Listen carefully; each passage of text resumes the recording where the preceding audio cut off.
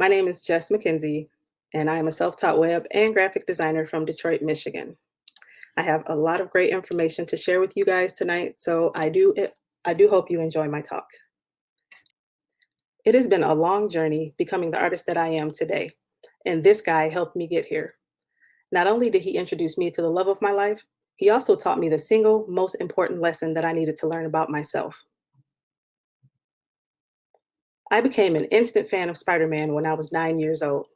Here was this guy that was bitten by a radioactive spider and turned into a superhero. As I learned more about him, I could tell we had a lot in common. For one, we both were blessed with the spidey sense. Mine was going crazy in this photo, as you can see. Second, we both were picked on for being different.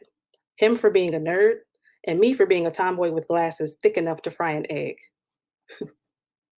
I didn't know it at the time, but Spider-Man introduced me to graphic design.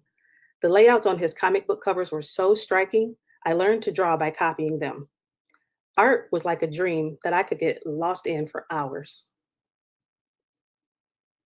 Here are some of my earliest digital drawings. These were made freehand using only a mouse and Microsoft Paint. This was before our computers became smart and the operating system was Windows 1.5 or something like that. In my early 20s, I was inspired to learn web design. I was in college pursuing a fine arts degree, and I was exposed to how web pages were built.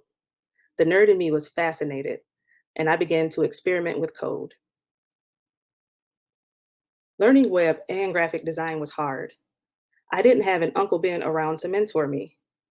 Remembering how Spider-Man overcame many obstacles helped encourage me to keep pushing forward. Things were on track until I was thrown into years of maximum carnage. While all of my friends were getting married and starting careers, I dropped out of school and spent the next decade battling health issues, which included 3 major surgeries and a ruptured appendix. There were some benefits to being in the hospital, though, like this custom designed cap and gown. I'm not sure if this particular design was inspired by Kevin Black or not, but I can say I felt pretty sexy.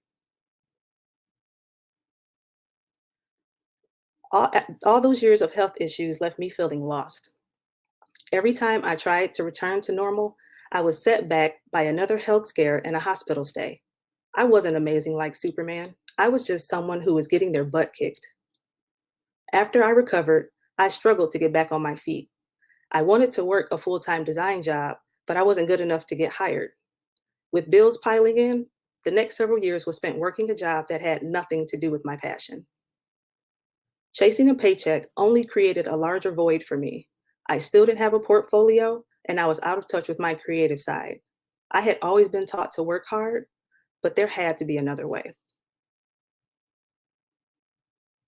Thinking about all I had been through made me realize I had nothing left to lose. It was time to return to the work I started years ago. After polishing my web design skills, I launched my first company, Black Velvet Media, in 2016. This was the creative outlet I needed. I was still working full time, but was able to do the work that I loved. I could feel my skills and confidence increasing.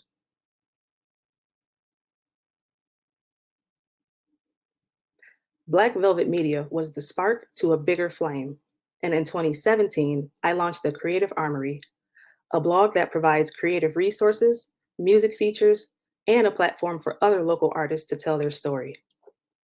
I've since gone on to other passion projects like hobbyist photography, and last year I launched an apparel line for women to remind them of their inner strength. I had always looked up to Spider Man, but the real superhero was always within. Some of you here tonight have been spinning your wheels far too long and not moving forward. That's because you haven't realized the true order of things. You first have to stop in order to start. No, I'm not high. I said that right. You have to stop denying who you are. You were born to be an artist. If imposter syndrome didn't stop human Peter Parker from acting like a real spider, why should it stop a creative person like yourself from believing you're a real designer? You have to stop being afraid that the next person is better than you. Life is short. Surround yourself with people who share your vision and don't give up your seat at the table just because it feels weird to be at the potluck. My point is, We should all spend more time embracing the superhero within instead of looking for others to make us great. When you're not right in your mind, you won't design from the heart. And when you don't design from the heart, your work will not resonate with people out into the world. Stay amazing, my friends. Thank you for your time tonight. Thank you so much, Jess. And can you give a moment to like plug yourself or to just, I know it's on the screen, but just kind of like Sure. give us. Sure thing. If you guys want to see a little more of my client work, you can head on over to blackvelvetmedia.com. If you would like to read a few articles that I've published over the years about the great talent that we have in Detroit, head over to the creativearmory.com, and you can also connect with me over on Instagram or Twitter. Thanks, Jess. Thanks so much.